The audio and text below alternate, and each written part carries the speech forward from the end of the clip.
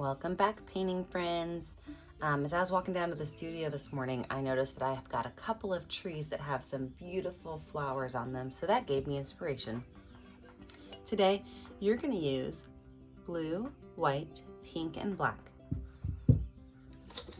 Don't forget to have your 1-inch flat brush as well as your 10, 6, and 1 inch, 10, 4, and 1 round brush.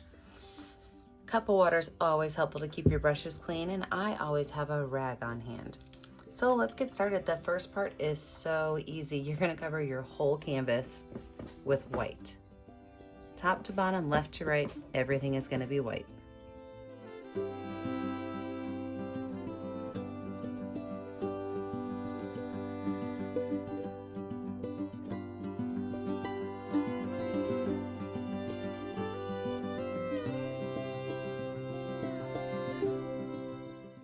Now, with everything being white, we are going to take a little bit of pink and a little bit of blue and kind of make an interesting background. So I'm going to start with my pink color, and I'm going to keep my brush dirty, add just a little bit of pink. And just up here in this corner, I'm just going to brush some of that pink on, allowing it to kind of dissipate into white as I go down towards the center.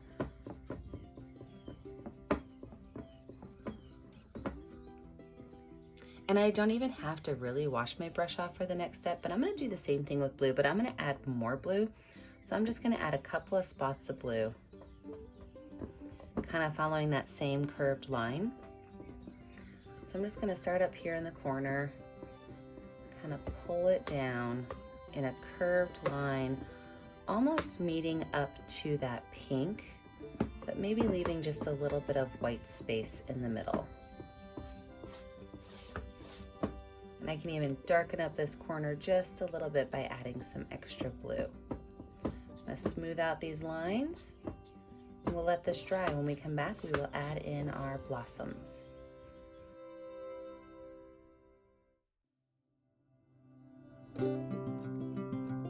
With a dry background, we're now going to go in and add our branches. I'm going to use my number 10 round brush with some watered down black paint. So I like to water my black paint down just a little bit. I think it goes on the canvas smoother. So some watered down black paint, we are going to start up here in this top right corner, and we are going to make a gnarly, bumpy line. Okay, and if you can tell, my paintbrush is barely touching my canvas, which is why I kind of lost it for a second there. You don't want to stop in the middle of your line. If you stop in the middle of your line, you tend to get things like this, where you can kind of see where I stopped and started, which is why when I do this, I really like to make sure that I just kind of pull my lines all the way across. So just like I normally do my letter Y's when I'm painting trees, you can see there's already a letter Y. We're just going to keep going off of this with these gnarly, bumpy little lines, adding some onto each one of these branches.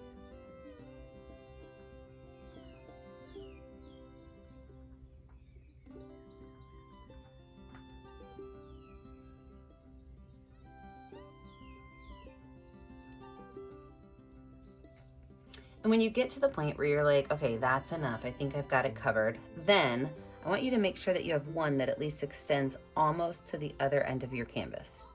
So I'm actually going to take probably 3 of mine and extend them just so that I have flowers on this edge. Then I'm going to start to thicken this up. So I'm going to start by going in at the end of every one of these lines and just pulling back, because what that will do is that will connect all of my tree branches together. And once I get to here, I'm going to just kind of flatten my brush out a little bit to make it thicker. And I'm going to do this with every one of my branches.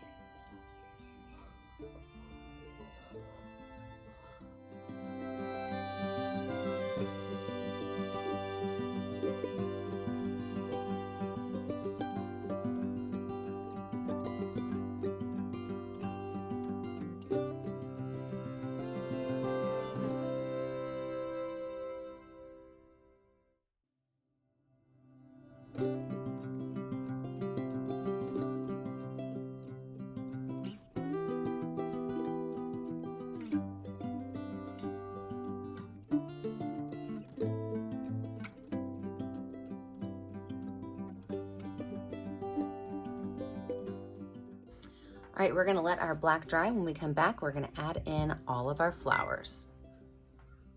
All right, we have got a dry background and the sun is just coming up over the studio. So now you guys can see my shadows while we're working. So what we're gonna do is we're gonna create our flower backgrounds, and we're gonna start by adding some pink and then some white on top. And to do that, I'm gonna use my finger. Guys, I love finger painting. If you don't know that about me yet, welcome to the party. So what I'm gonna do is I'm gonna use my pointer finger with some pink paint on it, and I'm gonna set it down and pull it down. So these are gonna be my background blooms.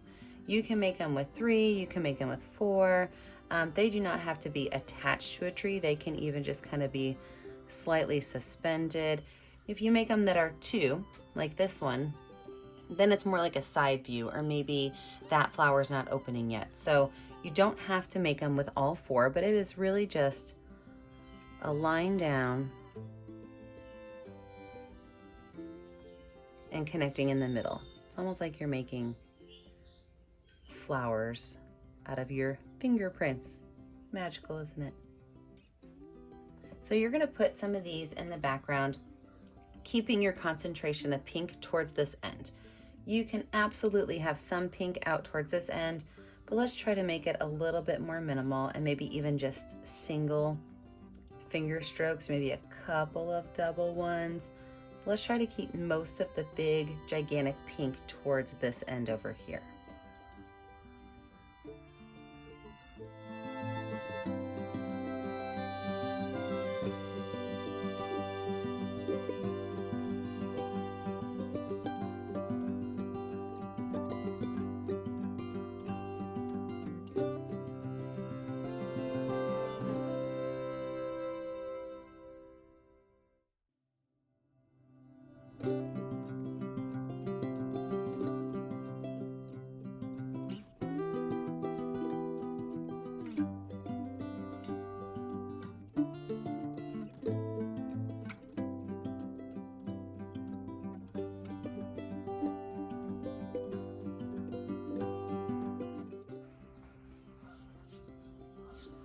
All right, I've got my pink done, and now we're gonna talk about the white.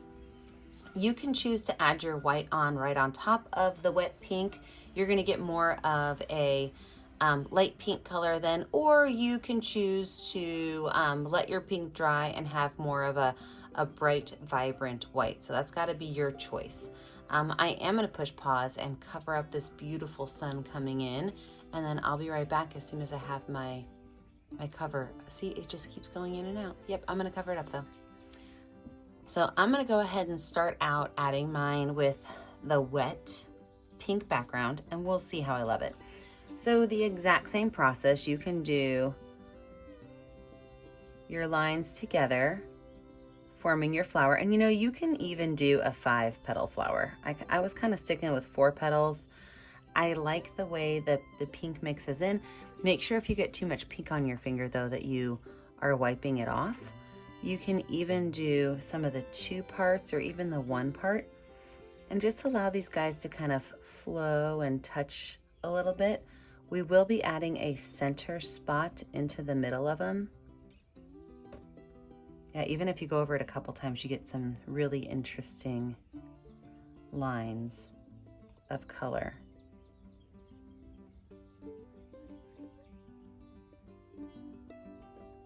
So I'm gonna go through and I'm going to add in all of my white, and then we'll add in our center parts.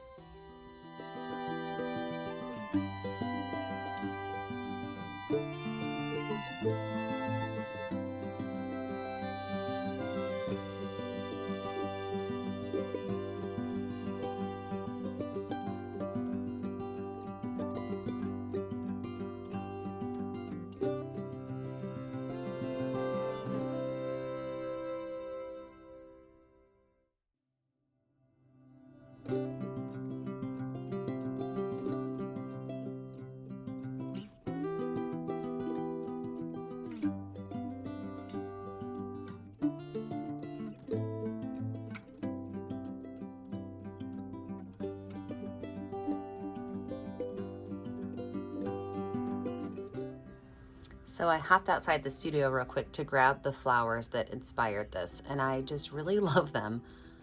I think they're so pretty, but see how the bark is kind of gnarly and it kind of bumps everywhere? So this was my inspiration for this painting. So in the center of each of the flowers, and if you want to switch it up a little bit and you can add yellow to yours, there is a little bit of yellow in these flowers at the very tips. So that'll be your choice, but I'm actually gonna use that pink that we had, and I'm just gonna kind of dab and dot around, and I'm not gonna do it to all of them. I'm just gonna pick a couple of the ones that are fully opened. So my ones that are like singulars, or maybe there's two of them together, you might not see them as much, but any ones that are all the way fully open, I'm gonna add just a little bit of pink dots in the center. Now, for fun, you can even take some white dots and put them in the center of your fully opened pink ones.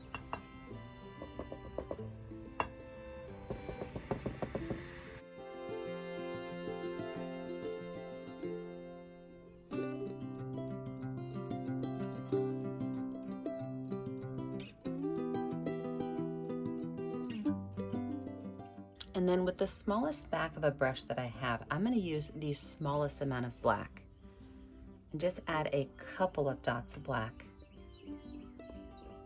into the center. So if you don't have a super small one, you can use a toothpick or something along those lines that are super small, because we want to have itty bitty little baby black dots.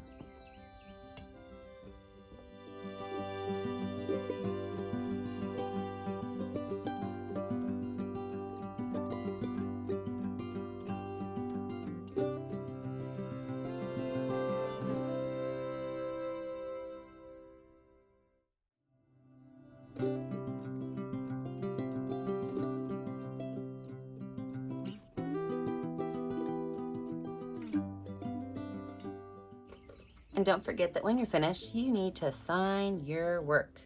Remember, I never get to see what you're making at home unless you post it on our Facebook page, Painting with a Purpose. So hop on Facebook, find our Facebook page, Painting with a Purpose, and send me your pictures. I love to see what you guys are doing at home. Remember to like and subscribe to our YouTube channel so you're kept up to date on all of our latest videos. And remember, as always, stay kind, stay creative, and stay safe. I hope you guys have a great day, and thanks for watching from Southern Indiana, where all of our trees are starting to bloom. Take care, friends. Bye now.